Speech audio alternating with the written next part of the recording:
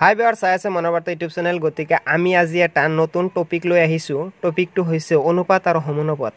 অনুপাত আৰু সমানুপাতৰ ওপৰত ভিত্তি কৰি অলৰেডি ভিডিঅ' এটা আপলোড দিয়া আছে। ডেছক্ৰিপশ্যনত গৈ লিংকত টিপি মাৰি ভিডিঅ'টো চাই আহিব পাৰে। আজি আমি আলোচনা কৰিম অনুপাত আৰু সমানুপাতৰ প্ৰয়োগ, অৰ্থাৎ অনুপাত আৰু সমানুপাতৰ ওপৰত ভিত্তি কৰি কিছুমান শ্বৰ্টকাট মেথডত যিবিলাক অংকবিলাক কৰা হয়, এই অংকবিলাক মাত্ৰ 10 পৰা 15 ছেকেণ্ডত অংকবিলাক সমাধান কৰিব পাৰিব। ধৈৰ্য সহকাৰে ভিডিঅ'বিলাক চাই ল'ব। a/b = 4:7 আৰু b/c = 5:6 হ'লে a/b/c = what? গতিকে আমি এইটো সমাধান কৰিম, মাত্ৰ 15 ছেকেণ্ডত সমাধান কৰিম। চাই লওক, ইয়াত a লিখি ল'ম, ইয়াত b, ইয়াত c লিখি লৈছোঁ। ইয়াত এতিয়া আমি কি কৰিম, এতিয়া a কি আছে, ইয়াত এৰ মান 4 আৰু বিৰ মান 7, বিৰ মান 5, চিৰ মান কিমান 6। গতিকে প্ৰথম লাইন, প্ৰথমটোত কি হৈছে, এৰ মান কিমান আছে, এৰ মান দিয়া আছে 4, তাৰপিছত বিৰ মান কিমান দিয়া আছে 7। নেক্সট কি কৈছে, বিৰ মান কিমান আছে 5, তাৰপিছত চিৰ মান কিমান আছে 6।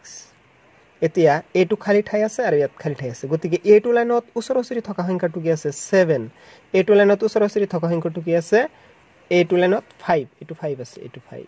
গতিকে আমি এইটো মাল্টিপ্লাই কৰি দিম, 4 লগত 5 পূৰণ কৰি দিম, কিমান হ'ব, 4 লগত 5 পূৰণ কৰিলে হ'ব 20, অৰ্থাৎ 7 × 5, 7 × 5 35, 7 × 6 42। এইবিলাক কি আছে, অনুপাত।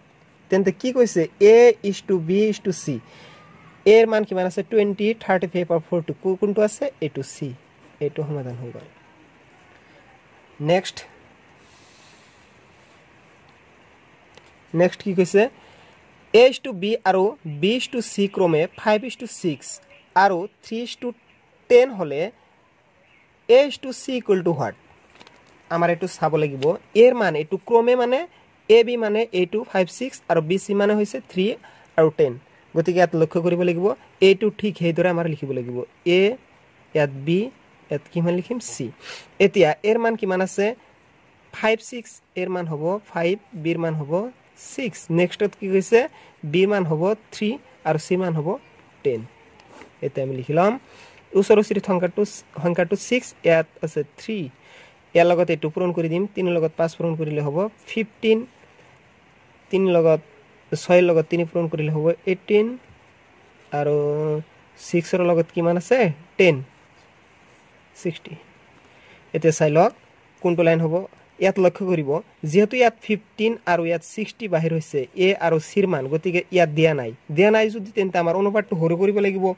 আমি সৰু কৰিম কেনেকৈ, অনুপাতটো আমি নিশ্চয় 15ক আমি 3ৰে হৰণ কৰিম। 3ৰে হৰণ কৰিলে ইয়াত কেইবাৰ যাব, 5 বাৰ, 5 বাৰ মানে, আৰু 60 3ৰে হৰণ কৰিলে হ'ব কিমান হ'ব 20। গতিকে এইটো ক'ত আছে, এইটো আমাৰ লক্ষ্য কৰিব লাগিব, এইটো 5c নম্বৰ, 5:20। অনুপাতটো হৰি কৰিব পৰা ভগ্নাংশত দিয়া আছে, ভিডিঅ'টো চাব পাৰে, মই অলৰেডি দি দিছোঁ ভগ্নাংশ। এই ভগ্নাংশত গৈ এইটো কেনেকৈ এইটো বিভাজন কৰে, অৰ্থাৎ ডিভাইডেড কৰে, এইটো চাব পাৰিব। গতিকে নেক্সট আহিব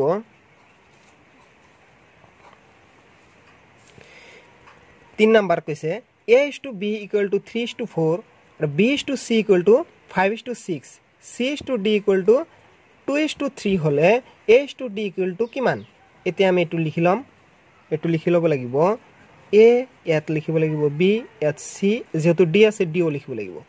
তেন্তে এৰ মানটো কিমান আছে, এৰ মান আছে 3, বিৰ মান কিমান আছে 4, আকৌ কি আছে, বিৰ মান কিমান আছে 5 আৰু চিৰ মান আছে 6, আকৌ কৈছে চিৰ মান 2 আৰু ডিৰ মান আছে 3। গতিকে আমাৰ এইটো পাতিব লাগিব, এইটো খালী ঠাই, এইটো 4 হ'ব, এইটো খালী ঠাই, ইয়াতো 4 হ'ব, এইটো খালী ঠাই, ইয়াত 6 হ'ব, এইটো খালী ঠাই, ইয়াত 2 হ'ব, এইটো লাইনত, আৰু এইটো লাইনত খালী ঠাই, ইয়াত 5, আৰু এটা লাইন আহিব ইয়াত 2। মানে ওচৰ ওচৰি থকা লাইনটো সমাধান কৰি দিব, মানে যিকেইটা খালী ঠাই থাকে, একদম সহজ, ভালকৈ লক্ষ্য কৰিলে পাই যাব। এতিয়া তেন্তে কি কৰিম, আমি এতিয়া এইটোৰ লগত পূৰণ কৰি দিম। পূৰণ কৰিলে 3 5 গুণ 15, 15 লগত 2 পূৰণ কৰিলে কিমান হ'ব 30 অৰ্থাৎ 30 ইয়াত 4 5 গুণ 20 লগত 2 পূৰণ কৰিলে হ'ব 40 40 ইয়াত কিমান হ'ব এটো পূৰণ কৰিলে এটো লগত পূৰণ কৰি চাব 48 এটো লগত পূৰণ কৰিলে হ'ব 72 মানে এবিলাক অনুপাত এবিলাক কি অনুপাত যেহেতু 30 আৰু 72 ইয়াত নাই তেন্তে ইয়াত কি হেৰ হৰণ কৰিম ইয়াত বাহিৰ a আৰু d ৰ মান বাহিৰ কৰিব পাৰি ইয়াত a আৰু ইয়াত d তেন্তে a আহিছে কিমান a আহিছে 30 আৰু d আহিছে কিমান 72 গতিকে a টোৰ আমি হৰণ কৰিম কি হেৰ হৰণ কৰিম 6 ৰে হৰণ কৰিম 6 ৰে হৰণ কৰিলে কিমান হ'ল কেইবাৰ যাব 5 বাৰ আৰু 72 ৰে 6 ৰে হৰণ কৰিলে কিমান বাৰ যাব 12 বাৰ হৰণ কৰিম কি হেৰে 6 ৰে মানে এটো এই ভগ্নাংশ আকারে বনালে এটো 5:12 এই 5:12 কত আছে সি নাম্বার অঙ্কটো 5:12 4 নম্বরত কইছে 394 ৰ চতুৰ্থ সমানুপাত কিমান হ'ব অৰ্থাৎ বা কিমান এটো আমাৰ বাহিৰ কৰিব লাগে চতুৰ্থ সমানুপাত কিমান হ'ব চতুৰ্থ সমানুপাতৰ এটা আমি ফৰ্মুলা পাইছো চতুৰ্থ অৰ্থাৎ চতুৰ্থ ইকুয়াল টু লিখিব পাৰো আমি চতুৰ্থ সমান কি লিখিব পাৰি দ্বিতীয় অনুপাত ইনটু তৃতীয় অনুপাত ডিভাইডেড বাই প্রথম অনুপাত তেন্তে দ্বিতীয় অনুপাত কিমান আছে দ্বিতীয় অনুপাত আছে 9 আর তৃতীয় অনুপাত আছে 4 প্রথম অনুপাত কিমান আছে 3 এই 3 এর মাজত কেইবাৰ যাব 3 মাজত যাব 3 বাৰ গতিকে 3 ইনটু 4 পূৰণ কৰিলে কিমান হ'ব 3 4 গুণ 12 অৰ্থাৎ ইয়াৰ आंसर হ'ব এই নাম্বাৰটো নেক্সট 5 নাম্বাৰটো কি কৈছে 5 নাম্বাৰটো কৈছে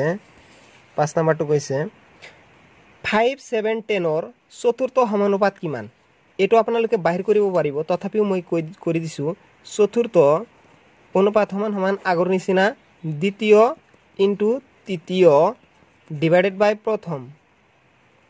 প্রথম ইকুয়াল টু কি হ'ব দ্বিতীয় 7 ইনটু তৃতীয় 10 এটো প্রথম দ্বিতীয় তৃতীয় গতিকে এতিয়া প্রথম অনুপাত হৈছে 5 5 এর মাজত কেইবাৰ যাব 5 10 ৰ মাজত যাব দুবাৰ 2 এৰ লগত 7 পূৰণ কৰি দিলে কিমান হ'ব 14 বি নম্বৰ অঙ্কটো হৈ যাব গতিকে নেক্সটত কি কৈছে দুটা ৰাশিৰ অনুপাত 4:7 পূৰ্বৰ ৰাশি 16 হলে উত্তৰ ৰাশি কিমান দুটা ৰাশিৰ অনুপাত যেহেতু দিয়া আছে আমাৰ ৰাশি হিচাপে আমাৰ এটো বাহিৰ কৰিব লাগিব গতিকে এটো কি কৰিব লাগিব এটো আমাৰ লক্ষ্য কৰিব লাগিব যেহেতু এটো আছে পূৰ্বপদ ৰাশিৰ এটো কিন্তু অনুপাত হিচাপে এটো পূৰ্বপদ আৰু এটো অনুপাত হিচাপে এটো হৈছে উত্তৰপদ গতিকে এটো পূৰ্বপদ আকৌ ইয়াত 16 গতিকে এটো আমাৰ বাহিৰ কৰিব লাগিব উত্তৰপদ সমান লিখিব লাগিব উত্তৰপদ সমান লিখিব লাগিব 16 ইনটু যেহেতু সৰি আগতে লিখি লব লাগিব ইয়াত লিখিব লাগিব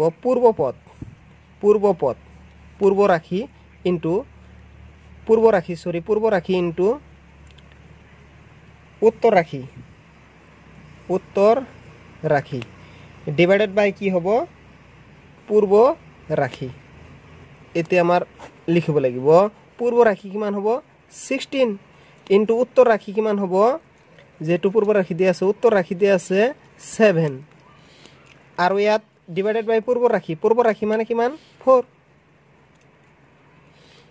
এই 4 এই হুলৰ মাজত যাব কেবাৰ 4 বাৰ 4 লগত 7 পূৰণ কৰিলে 28 अंतिम प्रश्न আজিৰ अंतिम प्रश्न এই প্ৰশ্নত আপোনালোকে নিজে উত্তৰ দিব কোৱা হৈছে দুটা ৰাশিৰ অনুপাত 9:15 পূৰ্বপদ 36 হলে উত্তৰপদ কিমান হ'ব এটো এপ্লাই কৰিব আগৰ নিচিনা 6 নম্বৰ অংকটো যেনেকৈ মই কৰিলো ঠিক হেদৰে অংকটো কৰিব কৰি উত্তৰপদ আৰু পূৰ্বপদৰ লগত পূৰণ হৰণ কৰি কোনটো সমাধান হয় ডেসক্ৰিপশনত কমেন্টত গৈ নিচে কমেন্ট কৰি কৈ দিব ভিডিওটো ভাল লাগিলে ছাবস্ক্ৰাইব কৰিব, কমেণ্ট কৰিব আৰু আমাৰ চেনেলটো লগতে থাকিব। ভিডিওটো চোৱাৰ বাবে ধন্যবাদ।